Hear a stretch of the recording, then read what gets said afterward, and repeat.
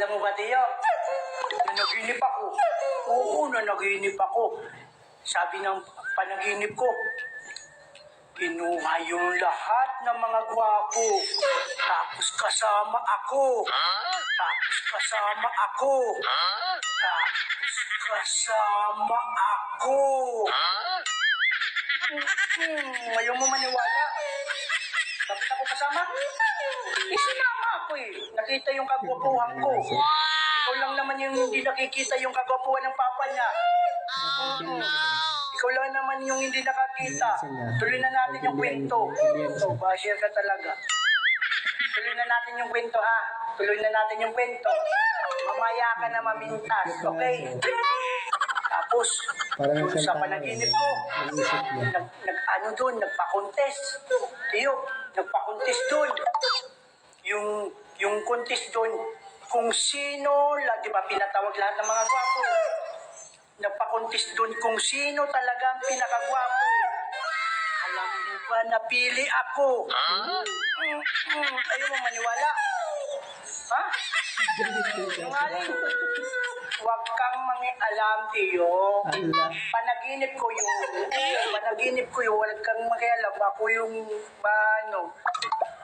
yung masusunod. Panaginip ko yun. Managinip kayong sayo. Ano na? Napila ko. Tiyo. Napila ko. Tapos, ako yung tinanghal na pinakagwapo nga napili doon. Tiyo. Ako. Bakit tayo mamaniwala? Panaginip ko naman yun. Oo, panaginip ko naman yun.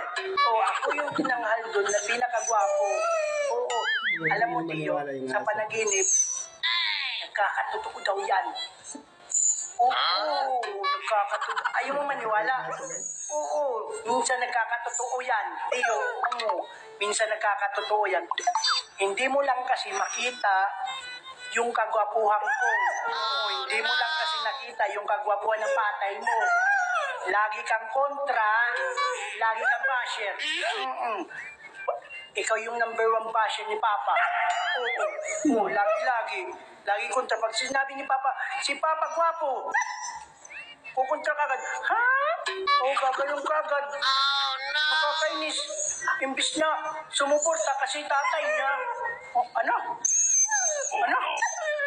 Magagalit sino? Magagalit nasa taas. Magagalit sa taas. Bakit? Sinungaling ako. Sinungaling pala si Papa. Hindi. Panaginip ko naman yun. Panaginip ko